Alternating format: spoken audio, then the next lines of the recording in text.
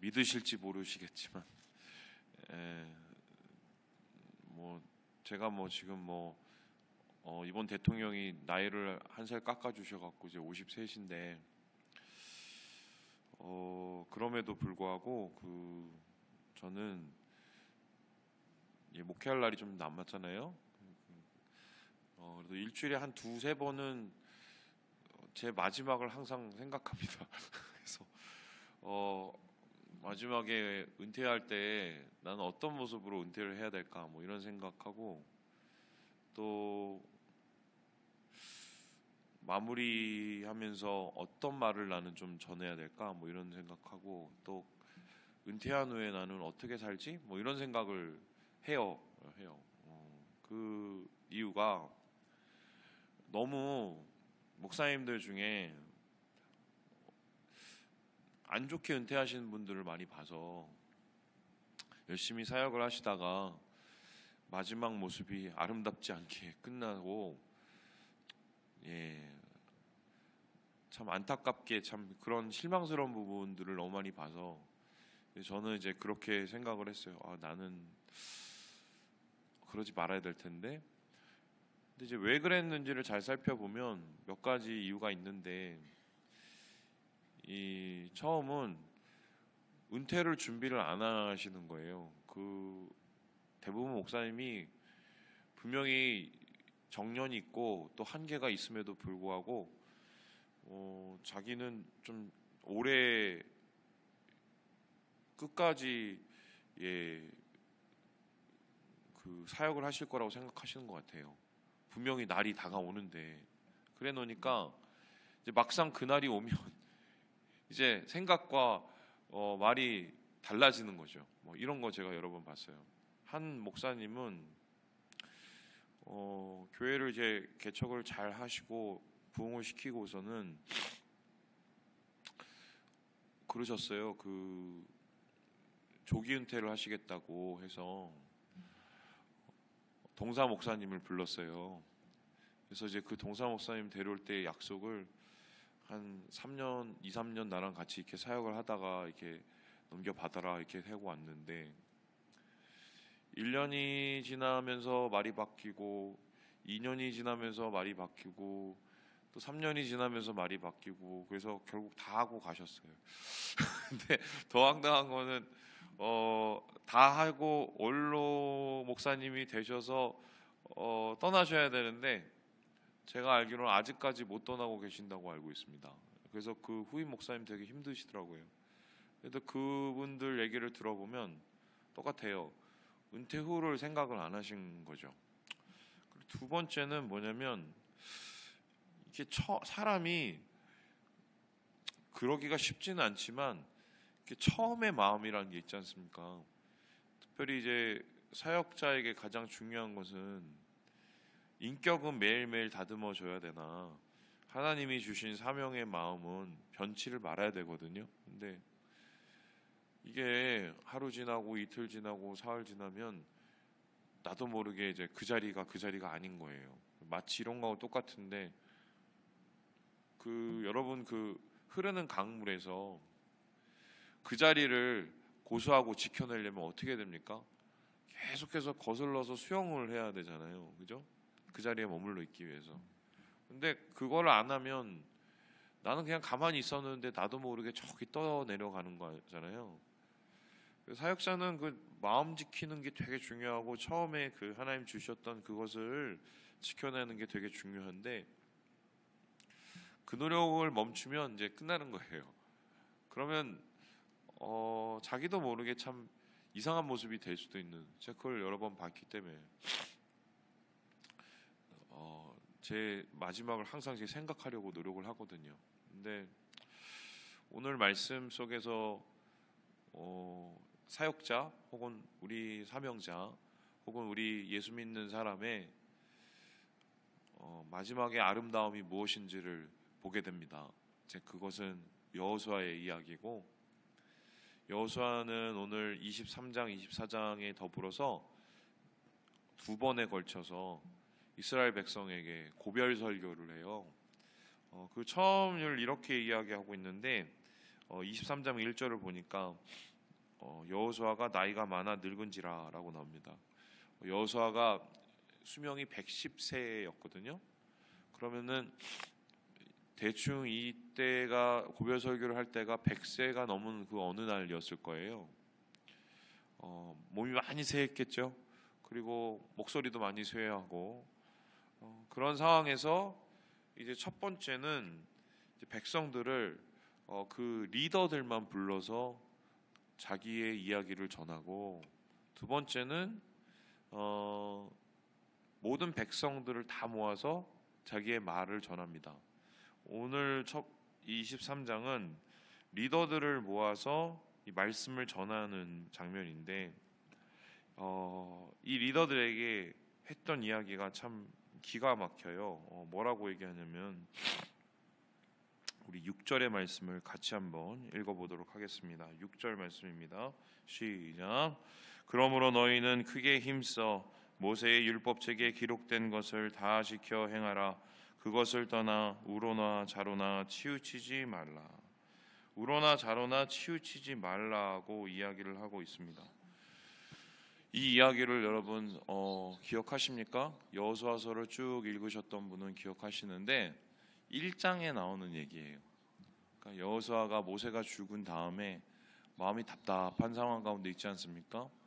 그런 가운데 하나님께서 그에게 나타나셔서 계시의 말씀을 주시죠. 너 이렇게 두려워하지 마, 떨지 마, 너 한 가지만 잘하면 돼. 그러면서 뭐라고 그럽니까? 모세가 너한테 줬던 그 율법들 그거 있잖아, 그거 잘 지켜, 치우치지 마, 이렇게 얘기를 했어요. 그 얘기를 가지고 여호수아가 평생을 산 거예요. 그것에서 40년 동안 이 전쟁을 하고 분배를 하고 또 이스라엘 백성을 다독이고, 이 마음을 가지고 이 말씀을 가지고 그렇게 남은 인생을 살았는데, 자기의 마지막 숨이 다가오는 것을 느끼면서 이스라엘 백성의 리더들에게 똑같이 얘기하는 거예요. 내가 이 말씀을 받았는데, 이 말씀으로 살았는데 너희도 이 말씀을 마음에 새겼으면 좋겠어. 처음 마음이죠. 하나님께서 주신 첫 그 말씀, 그 말씀을 이제 이들에게 이야기를 하면서, 그렇다면은 율법을 지켜 나가고 하나님의 말씀을 좌로나 우로나 치우치지 않는 것이 무엇인가에 대해서 얘기를 하고 있는데, 첫 번째는 이렇게 얘기를 합니다. 우리 함께 7절의 말씀을 같이 한번 읽어보도록 하겠습니다. 시작. 너희 중에 남아있는 이 민족들 중에 들어가지 말라. 그들의 신들의 이름을 부르지 말라. 그것들을 가리켜 맹세하지 말라. 또 그것을 섬겨서 그것들에게 절하지 말라. 한마디로 이방 민족과의 관계를 이야기하고 있어요. 이게 무슨 소리냐? 사실 지금 전쟁은 끝났지만 전투는 남아있는 상황이거든요. 이게 무슨 말이냐면 그 남부연합군, 북부연합군, 동부연합군들하고 이스라엘 백성들이 싸움을 하지 않았습니까? 그때 이겼죠. 그래서 사실 큰 승기는 다 잡았고 이미 전쟁은 끝난 상태지만 그 사람들이 다 죽거나 사라진 건 아니에요. 각자의 자리로 돌아가였을 거고, 그리고 그 이방 민족의 그 자리 속에서는 그들의 또 여러 사람들이 살고 있었던 거죠. 근데 문제는 이방 민족 자체도 문제지만 그들이 가지고 있는 문화, 특별히 그 우상이 더 문제였던 거죠. 그런데 이스라엘 백성들이 각자의 땅으로 돌아가서 그 땅에서 살면서 싸우기가 싫단 말이죠. 이때까지 싸웠는데. 그러면은 어떻게 해요? 그냥 대충 공존하면서 살기를 원했을 것이고, 그러다면은 그들이 이방 민족과 이렇게 교류를 할 것이고, 그 교류를 할 때 분명히 어느 순간에는 혼인을 할 것이고, 그리고는 어떻게 됩니까? 이방 민족의 우상을 같이 섬길 수 있는 그런 상황이 되는 거죠. 말 그대로 타협하고 그리고 혼잡하게 되는 상황인데, 이 상황은 바로 하나님께서 가장 싫어하시는 10계명의 1계명, 2계명을 같이 범하는 것이 돼버립니다. 그래서 단순히 이 문화적 교류가 문제가 아니라 문화적 교류를 하면서 신앙을 까먹게 되면 이거는 굉장히 심각한 문제이기 때문에 하나님께서는 여호수아를 통해서 이것을 절대 하지 말아야 된다라고 얘기를 하고 있어요. 그래서 여기에 대해서 하나님은 조금 더 구체적인 예를 드시는데 우리 13절의 말씀을 더 확인해 보도록 할까요? 13절입니다. 시작. 확실히 알라 너희의 하나님 여호와께서 이 민족들을 너희 목전에서 다시는 쫓아내지 아니하시리니 그들이 너희에게 올무가 되며 덫이 되며 너희 옆구리에 채찍이 되며 너희 눈에 가시가 되어서 너희가 마침내 너희 하나님 여호와께서 너희에게 주신 이 아름다운 땅에서 멸하리라. 한마디로 그 민족을 그냥 내비두면 올무가 된다, 덫이 된다, 채찍이 된다, 가시가 된다라고 얘기를 합니다. 결국 이 이야기는 그들에게 경고로 끝난 것이 아니라 어떻게 됩니까? 정말 그렇게 됐어요. 우리 사사기를 살펴보면 여호수아 바로 그 다음 얘기죠. 어떻게 됩니까? 블레셋 기억나시죠? 주변에 있었던 또 여러 민족들 결국 교류하다가 그들의 노예가 되거나 그들의 지배를 받는 피지배 민족이 돼버려요. 하나님께서 이거를 아시고 하셨는지 아니면은 여호수아는 이러한 이스라엘 백성들을 대충 눈치채고 했는지는 모르겠지만 사실은 이러한 결정적인 이야기를 미리 전하고 참 안타까운 마음으로 지금 이야기를 하고 있는 것 아니겠어요? 이걸 아마 우리에게 적용해 보면 뭐 이런 거 아니겠습니까? 살다 보면 동화가 되죠. 동화. 예.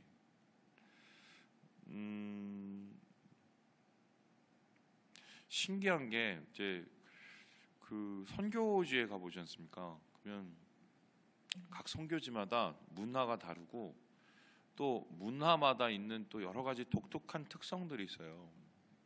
예를 들어서 인도 같은 데 가면은 그렇게 거짓말을 잘합니다. 사람들이.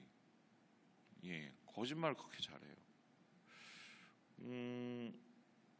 그냥 얼굴에 대놓고 뻔히 보이는데도 거짓말을 해요. 인도 사람들이. 이제 그게 뭐 종교적 하고 문제하고 연결이 되는 것 같은데, 근데 재밌는 게 안 그러신 분도 계시겠지만 선교사님들 중에서도 만나보면 특별히 인도 선교사님 중에 거짓말을 꽤 하시는 분들이 있습니다. 그래서 이상하잖아요. 선교사님이 왜 그러나 해보면 결국 나중에 보면 이래요. 나도 모르게 동화가 되는 거예요. 근데 왜 그렇게 되냐면 저 사람들이 100을 거짓말을 하면 나는 한 뭐 20, 30을 거짓말하면 내가 거짓말을 하는 사람처럼 느껴져요? 안 느껴져요? 안 느껴지죠.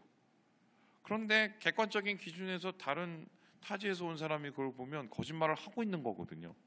뭐 이런 거 되게 많아요. 뭐 터키에 예전에 그 선교를 갔는데 한 선교사님이 막 이렇게 막 성질을 막 내시는 거예요. 성질을. 왜 저렇게 성질을 내시냐. 근데 성질 낸 사람의 특징이 뭐냐면 성질 내지 말라고 하면 성질을 안 냈대요. 그럼 도대체 성질을 언제 어떤 기준으로 낸지는 잘 모르겠는데 터키 분들이 만나보면은 성깔 있으신 분들이 그렇게 많아요. 근데 그런 분들하고 같이 이렇게 지내다 보면은 그분들은 100을 내는데 난 2, 30밖에 안 되니까 난 안 낸다고 생각을 하는데 나도 모르게 동화가 돼가고 있는 거거든요. 이스라엘 백성도 아마 이런 얘기를 들을 때 기분이 안 좋았을 거예요. 아유, 우리가 이렇게 열심히 하고 있는데 그래도 이렇게 잘 살고 있는데 가랑비에 속옷이 젖는 거지 소낙비는 피할 수가 있는 거죠, 사실은. 그래서 하나님께서는 이러한 신앙적인 정결함을 지키기 위해서 좌로나 우로나 치우치지 않는 이스라엘 백성의 그 마음 자세를 요구하고 계시는 것, 이게 오늘 말씀 속에서 찾는 첫 번째 이야기죠. 이제 그리고 나서 이렇게 또 얘기를 하는데요. 예, 우리 함께 우리 8절의 말씀을 같이 한번 읽어보도록 하겠습니다. 8절의 말씀입니다. 시작. 오직 너희의 하나님 여호와께 가까이 하기를 오늘까지 행한 것 같이 하라. 그렇다면은 이방 민족의 그러한 여러 가지의 유혹과 문화적인 이 도전 앞에서 어떻게 하면은 우리의 자신을 지키고 이스라엘의 신앙의 정결을 지킬 것인가 했었을 때 하나님께서는 계속적으로 이 이야기를 합니다. 여호와를 가까이 하라. 이것은 오늘날 우리도 마찬가지인데 이 세상 속에 나가서 우리가 세상하고 동화되지 않는 방법이 뭘까 했었을 때 이거 다 끊어내야 돼가 중요한 게 아니라 하나님하고 거리의 문제를 해결하라고 얘기를 하고 계세요. 그런데 여기서 가까이 하라는 이 단어가 어떤 단어냐면 재밌는 게 현대 히브리어, 그러니까 현대 이스라엘어가 똑같이 성경의 언어를 쓰고 있어요. 근데 재밌는 거는 이 이스라엘어가 사어예요. 죽었었어요. 한 2000년간. 왜냐하면 이스라엘 백성들이 사방팔방으로 흩어지면서 성경은 남았는데 언어를 잃어버린 거예요.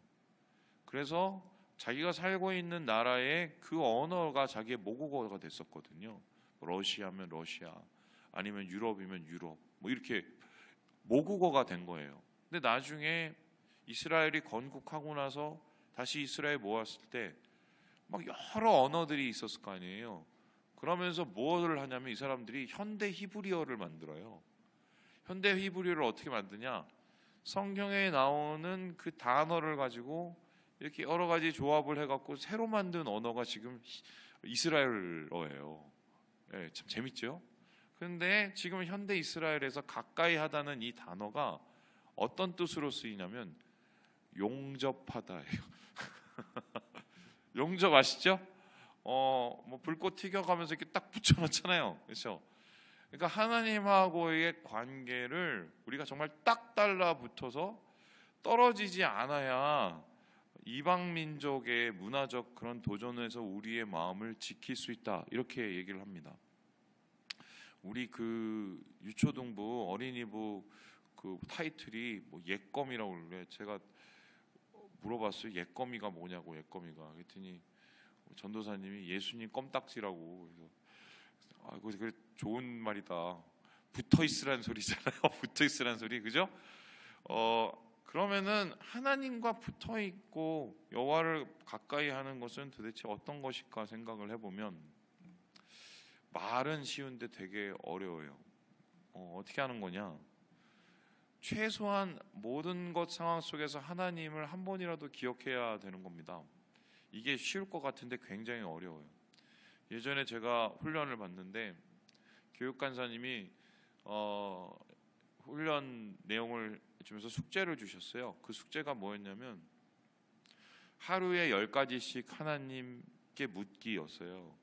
그러니까 삶에 이제 모든 순간이 있는데 그 순간에서 어떤 일이 생기면 하나님께 물어보기. 하나님 뭐라고 얘기하든 말든 한테 물어보기. 그래서 그 물어본 거를 이렇게 써서 하루에 10가지씩, 그러면은 일주일이면은 몇 가지죠?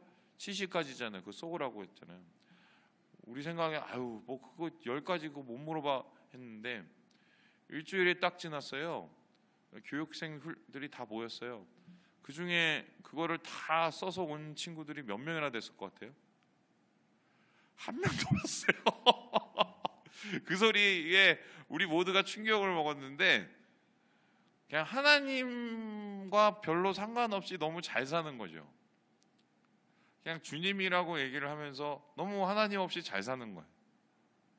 이게 의식적으로 붙어 있으려고 하나님을 붙잡으려고 노력을 하지 않으면 사실 너무 하나님 없이도 잘 살 수 있는 게 우리의 인생이거든요. 그러면 그런 일상 속에 살다 보면 나도 어느새 저기 가 있는 이스라엘 백성에게 사사기의 끝이에요. 그게. 말씀을 마칩니다. 사랑하는 여러분, 붙어 있어야 살아요. 예. 주님 안에서 오늘도 주님께 묻고 주님께 붙어 있고 주님께 모든 것을 함께 동행하면서 주님 주시는 은혜를 누리시는 오늘 하루 되시기를 주님의 이름으로 축원합니다.